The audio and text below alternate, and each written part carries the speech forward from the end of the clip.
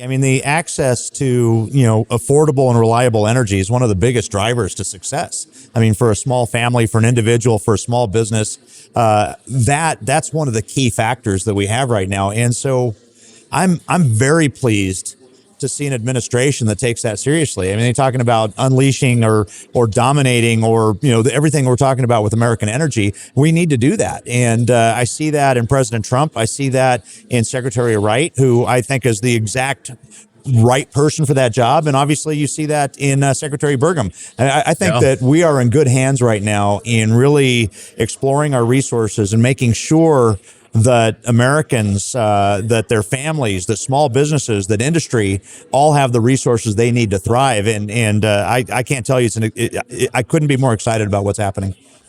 It's a great time because it's almost like the clouds parted from the Biden administration and the sun came out.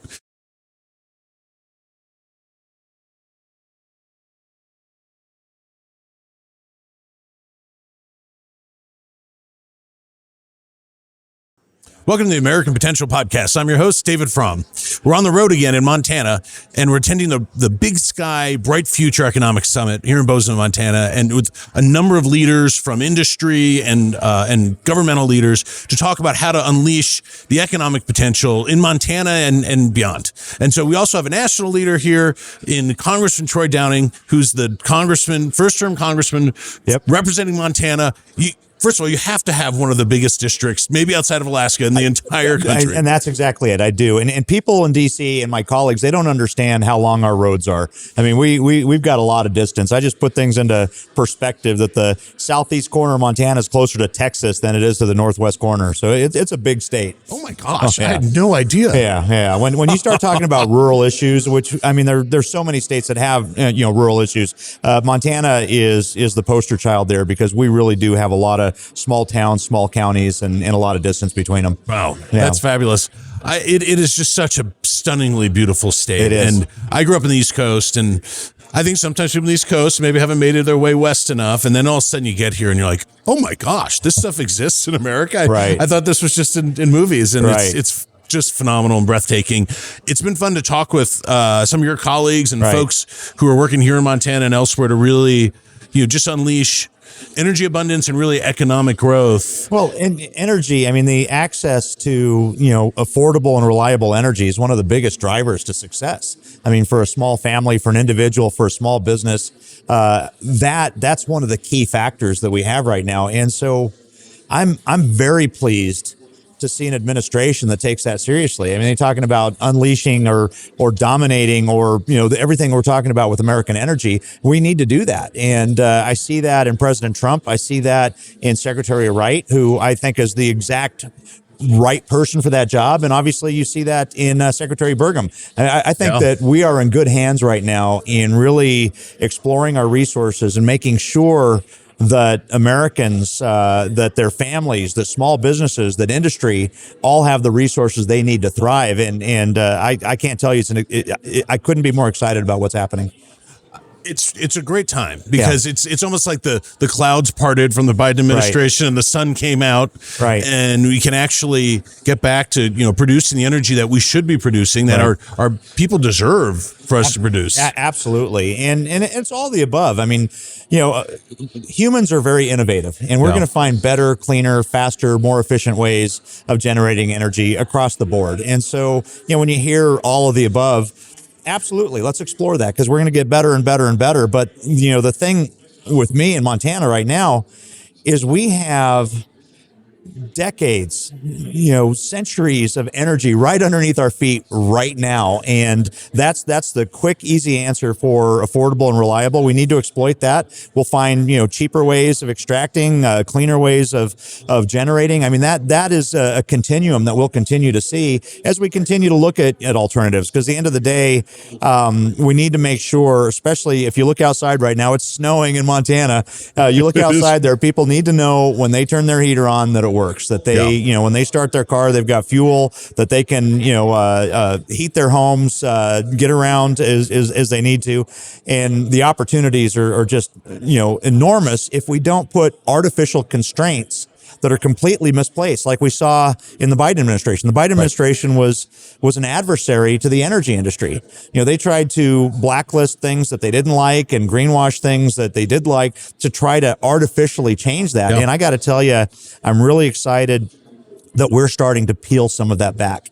The Biden administration had an all-out, war on coal. Yeah.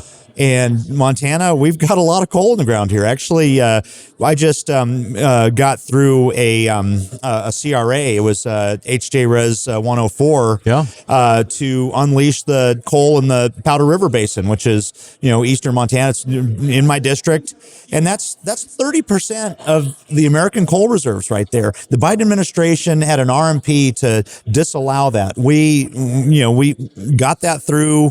Got that through the House about a month ago. It got passed through the Senate about a week or two ago, going to the president's desk. So that's tick one win off to traditional energy sources right there. It's a very practical example of that case. You're standing up for your constituents and for America's energy independence by battling that overregulation.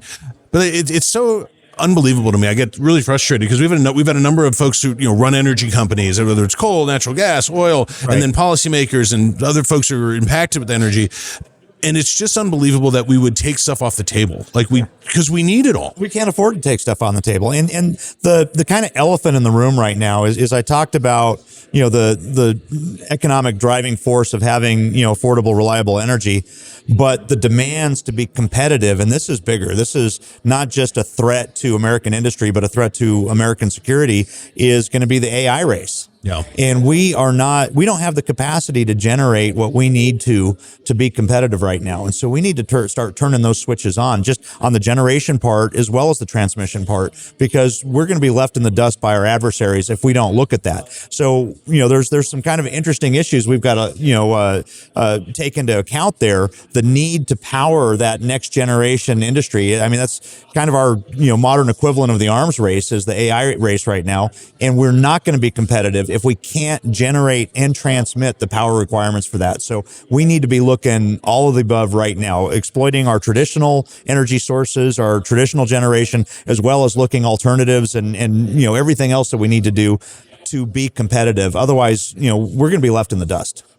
Yeah, it is a real threat. And, plus those are really good paying jobs. They're great jobs that people can raise a family on, build a life on. Yeah, absolutely. Well, I mean, another key example is the Bull Mountains mine, Signal Peak up in Muscle County. So that's a checkerboard of state land, federal land, private land. And the Biden administration basically rescinded a permit to mine the coal underneath the federal sections.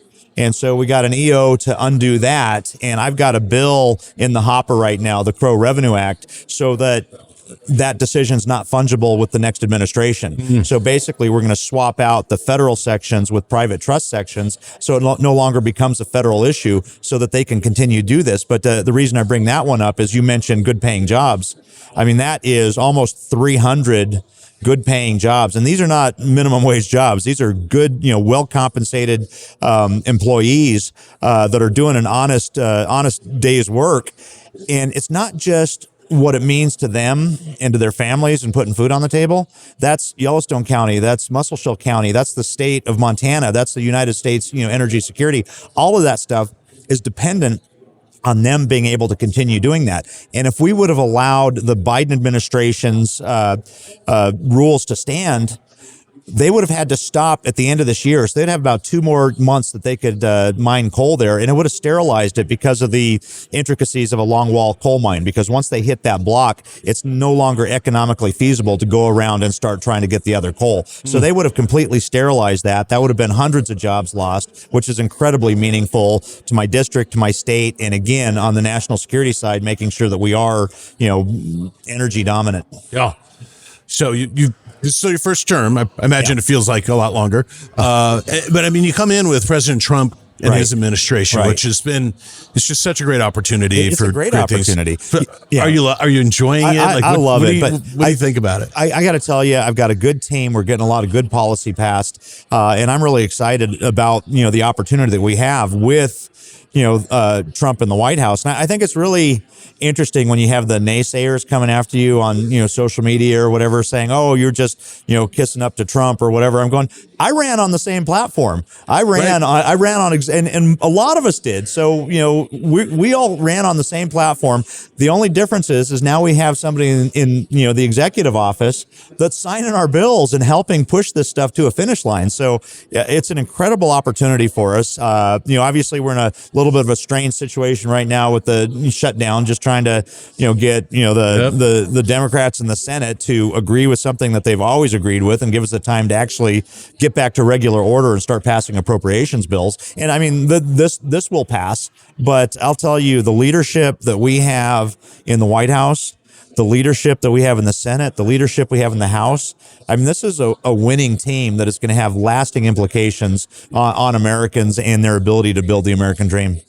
Well, we agree. And, at AFP, we're hopeful to be good partners and trying to help advance that because we have such shared goals that are good for the American people and the American economy. Well, a lot of the messaging that came from your folks on the importance of the Tax Cuts and Jobs Act, I mean, that was paramount. I mean, when people talked about the reconciliation bill, the one big beautiful bill, there's all kinds of different opinions about it. But, one of the biggest drivers for me in supporting that is making sure that we didn't have those tax cuts expire. Right. I mean, that would have been to my constituents here, it would have been an average 26% increase on their income tax and about a 42 to 43% increase on a small business. I mean, it would have totally shut down people's livelihoods. It would have shut down the ability to run a small business, a large business. And one of the things that was particularly important to me, because in rural states, you have a lot of farming and ranching communities, and making sure that the death tax didn't come back. Yeah. Because what happens then is you may be land rich as a farmer or rancher, but you're not living on a whole lot of money. And if all of a sudden, you have a death in the family and want to pass that down and your kids are forced to sell, it's not just horrible for that family losing that legacy, but as we start to see production agriculture wane, because when you divide that ranch, it may be a beautiful elk hunting ranch, but it's not producing food anymore. And throughout the history of humanity, the way you bring a country down is you make it so it can't feed itself. So I'm glad that we were able to, get that through and protect our farmers, ranchers, and small business owners with that tax policy. Yeah. So as we wrap up, I wanted to kind of totally change topics. I know that you're a veteran. Yes, I am. And I really appreciate your service that you've given your country. And we've done some things looking ahead to Veterans Day coming up. And I just wanted to hear what you think about, being a veteran, your perspective on how we deal with veterans, the veteran community in America. Well, I mean, first of all, it's always interesting when somebody thanks you for your service, because it was my honor. It was something that was really important to me. And, my journey into that is, this country is unique. It's been good to me, and it was worth fighting for. So a lot of folks that I had worked with before I went into the service, a lot of my family, they're kind of questioning why you're doing this. I'm going, it's not that I want to, it's that I have to. I mean, this country is unique on the planet and worth fighting for. So, I just want to give a shout out to, all the vets out there, all my brothers and sisters in arms, all the folks that have served, they signed at the dotted line.